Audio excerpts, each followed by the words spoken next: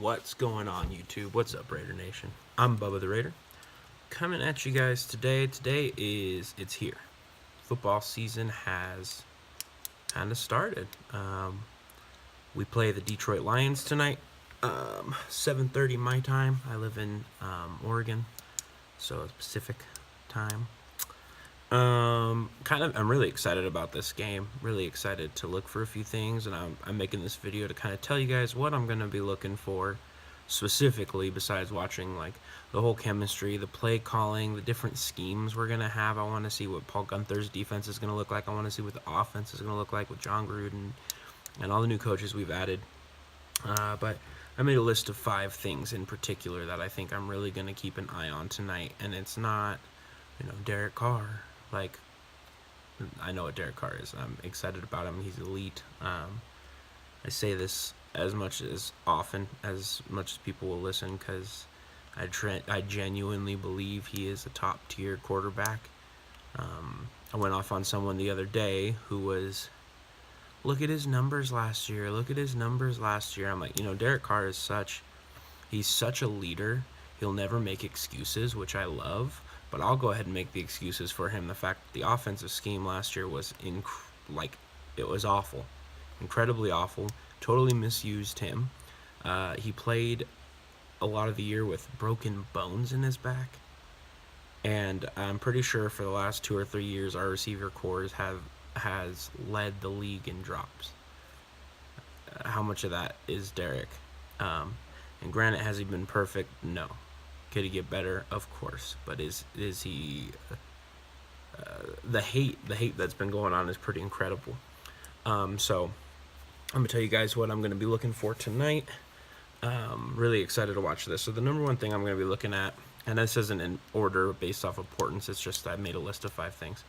I'm gonna look at Markel Lee, number 55, middle linebacker. Last year was a rookie out of Wake Forest. I really liked him coming out. I was pretty excited about him, and then he was kind of lackluster last year. He had a couple good games and a couple games where he was I know Derek Johnson is on the depth chart I was looking at, listed ahead of him. However, my understanding is they've gone back and forth in camp. Some days Markel Lee is starting over Derek Johnson. Some days Derek Johnson is starting over Markel Lee. So regardless, Derek Johnson, I don't know how much he's got left in the tank. Hopefully enough, but he's like 36 years old or something like that. I don't know. He's old, and Markel Lee is young. So even if he doesn't start this year, it'll be good to see his development, see how he fits in the scheme, how Paul Gunther uses him, and how he shows up today. So that's kind of what the cool part about preseason. No one really. We always want to win. Obviously, like, why play the game if you don't want to win? But at the end of the day, it doesn't really matter. It's cool just to see how what we're looking like, what our schemes look like. And again, granted, we're not going to show everything. No coach goes out there and shows everything in the preseason. It's very vanilla. It's very, let's see, but it's good to see what basic skills some of these guys have. And if someone comes out, I remember years back watching an undrafted rookie absolutely tear it up in a Giants game, and it was Victor Cruz, and he just was incredible, and he turned himself into a really good player in the league for a long time. Russell Wilson won the starting job in the preseason. Derek Carr won the starting job in the preseason. So you can see things, and there's guys on the cusp of starting and not starting that it'll be interesting to watch. So Markel Lee is going to be the first one to look at. Second thing I look at is our corners as a whole group. Gary Conley, he's not going to play tonight. He's hurt again. I really want to see what Rashawn Melvin looks like. He's been a pick I've been really excited about. I don't know if Darrell Worley can play or not. I don't think he's been suspended, so I think he'll be playing tonight. Nick Nelson coming back from his injury, rookie in the 4th round. I think he can play too. Sharice Wright, guy who's been around the league for a long time. So I want to see how those guys look, looking just in basic coverage, and if they look like they're gonna suck, if they look like they're gonna be really good. So cornerbacks. And then I'm going to look at a lot of those guys who look like they could be early impact rookies that we talk about. The Colton Millers, who will start at left tackle tonight.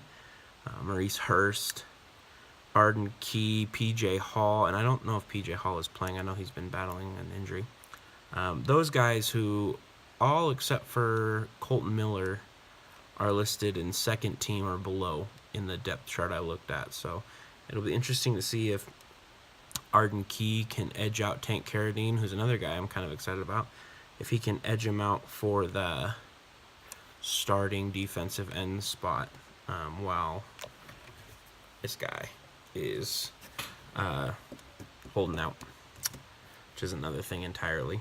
So I'm going to be looking at those early impact rookies and how they play. You know, how does Colton Miller look against Ezekiel Anza if they decide to play Ezekiel Anza? How long does Colton Miller play for? That's another big thing. Like, a lot of the times, like if Derek plays tonight, he'll probably play for a series, like a series or two, a drive or two.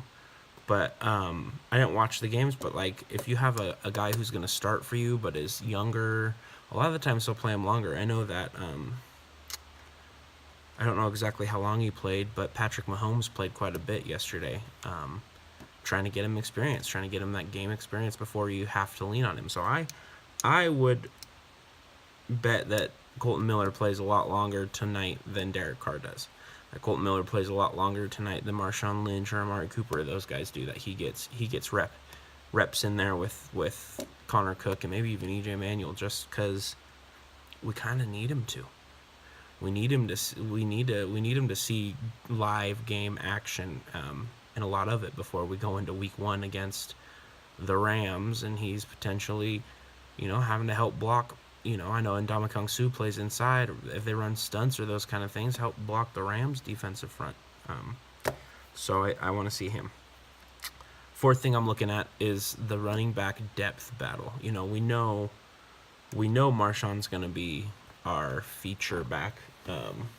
And I put quotes around it because I don't think he's going to be... I don't think he's going to be a guy that gets more than 10 touches a game on average, maybe.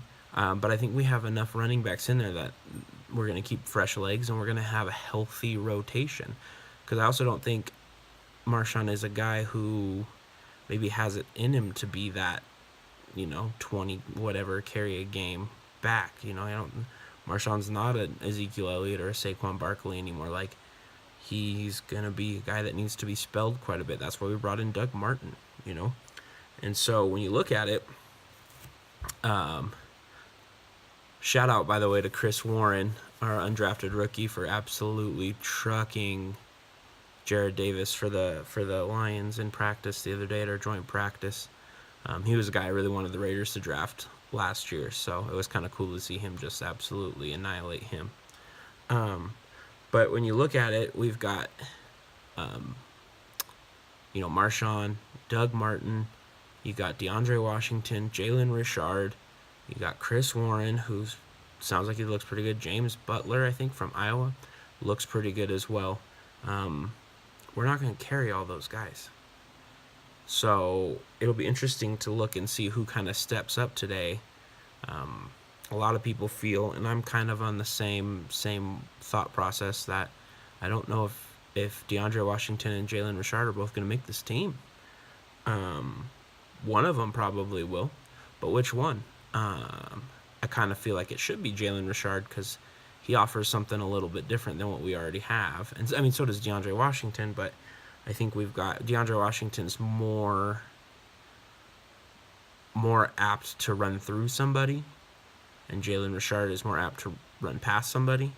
And we've got maybe one of the greatest of all time running backs at running through somebody, and Doug Martin is also someone who runs through people ideally. Hasn't done it much in the last few years, but like that's kind of the mold that we have there. It'd be nice to have a real change of pace, and DeAndre Washington is that as well, but not like Jalen Richard. Jalen Richard is someone who can catch the ball in the backfield. Jalen Richard is someone who can rip it for 100 yards if he needed to, and DeAndre Washington could as well, but If you had to ask me which one of those two I think could do it on a more consistent level, it's Jalen Richard. I'll be watching to see who really separates themselves tonight in the running back battle, and what Doug Martin looks like, because Doug Martin was a first-round pick, I believe, from Boise State. Tampa Bay had him. He looked really good. Muscle Hamster is his nickname, which I think is one of the greatest nicknames in football. So it's another one. And then the fifth thing I'm really, really going to be looking at tonight is one player who I think is flying under the radar. I haven't heard much about him at camp, but I think that we need to pay very, very close attention to, because he could be a cornerstone player or not. Like, there's a lot. Like, if he ends up being good, it will solve a lot of problems, and that is David Sharp, the offensive tackle who was a rookie last year from Florida. He's a big old dude, and right now he's listed as second-team left tackle. And I know we drafted Brandon Parker in the third, and I'll be watching him as well, but I feel like if Kolton Miller can be that franchise left tackle, and David Sharp really has progressed and he looked pretty decent at times last year when he was playing later in the stretch, like against Philadelphia.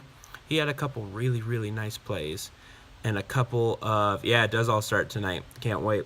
He had a couple really nice plays and a couple of plays that, showed he could improve. So if he could get kicked over to the right side and excel there, and Kolton Miller can be the left, and have our bookends, if that ideally is a situation that could work out, it would be incredibly helpful not to have to address that, even though we've already have, but not to have to go and readdress it again in a later draft or in free agency and have to spend money there. We need to make it work with these guys on this team. And like I said, I know we drafted Brandon Parker in the third, and I don't know a ton about him. I'm excited to watch him as well, but I feel like if David Sharp could be that guy, and Kolton Miller could be that guy, that is two giant steps forward for this team. So I'm going to be watching him pretty closely tonight as well.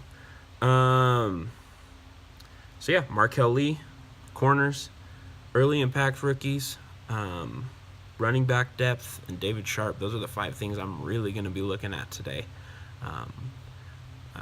But I'm excited to see all of it. I'm excited to see how Amari looks if he play. I saw a couple plays where he was in practice going against Darius Slay in one of them, not the one that he broke the guy's ankles. I'm not sure who that was, but there was a play that showed Darius Slay in super tight coverage, and Amari managed to get away with the ball, and it was pretty beautiful. It was if you watch how quickly his hands attack the ball, those are the kind of things that I like to see. Those are the things that get me pumped up, because he's struggled. He really has. So that's kind of where my mind is tonight. I'll make a video talking about what I saw in these 5 things and other things that catch my attention. The other big thing, I don't want to beat a dead horse. I made a video about it before. It keeps getting bad, but Khalil Mack, he's going to be losing $800,000 tonight. I think if you took my salary, what I make as a teacher, that's about 20 years of work for me that Khalil Mack is throwing down the drain tonight. Well, he's not throwing it down the drain, because if he ends up getting what he wants, which I heard was reported to be $22 million a year, which is insanely high amount of money. However, he is a once in a decade, once in a lifetime potentially type player. Pay the man what he wants.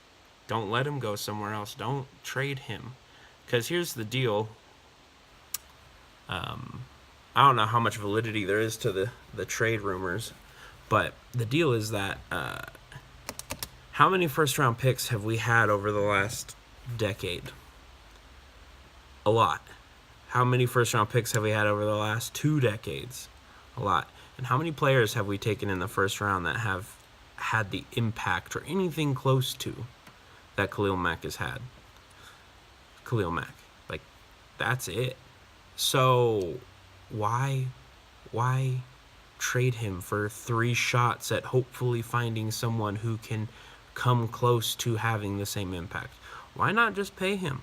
Why not just pay him and let other players, unfortunately, walk later on when you need to, like Amari Cooper, who I love and I don't want to let walk, but if it comes down to Amari Cooper or Khalil Mack, you take Khalil Mack. I love Derek Carr. He's my favorite quarterback in the league. Khalil Mack is better at what he does than Derek Carr is at what he does. Khalil Mack might be the best defensive player in all of football. And he's 27. Pay the man. You know, pay the man. Don't sit there and let this build up and let this put a sour taste in his mouth. Like, he needs to be in camp. He needs to be working. And he needs to be happy. Like, make him happy. Make him want to retire a Raider. It's like Derek said. They went in together. He wants them to go out together. And I want that to be in, 10 years. Although he probably won't play that long. 22 mil is too much. 19 to 20 only because of Donald. Yeah, I get that too. And I think it is too much as well. But I also feel like he's the best player on our team. He's the best player we've had as long as I can remember. I genuinely believe that. I watch him on plays, and even when his numbers are down, it's like there is no one that impacts a game like he does. So I just want him there. I want him in camp. I don't want 3 first-round picks. I don't, you know what I mean? Like, yes, that would be helpful, but at the end of the day, like, get him there. So we'll see what Aaron Donald does. I really do think that's what it is. I think a lot of people are blowing this out of proportion when they're talking about reports coming out that the Raiders haven't talked to Khalil Mack's group since February.